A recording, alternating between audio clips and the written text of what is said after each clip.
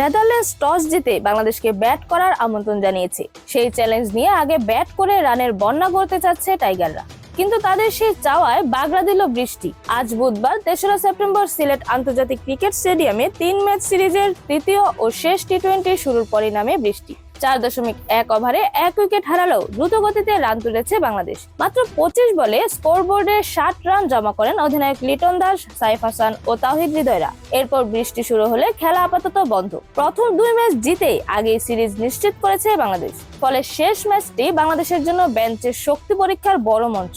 বাংলাদেশের একাদশে আজ এসেছে ৫ পরিবর্তন। বিশ্রাম দেওয়া হয়েছে পারভেজ হোসেন ইমন, তানজিদ হাসান, মাহেদী হাসান, তাসকিন আহমেদ, মুস্তাফিজুর রহমানকে। দলে ফিরেছেন নুরুল হাসান সোহান, শরীফুল ইসলাম, রিশাদ হোসেন, শামীম হোসেন, মোহাম্মদ সাইফুদ্দিন। এরকম আরো নতুন নতুন খেলার আপডেট পেতে অবশ্যই চ্যানেলটি সাবস্ক্রাইব করে রাখুন। ধন্যবাদ। Flavours news.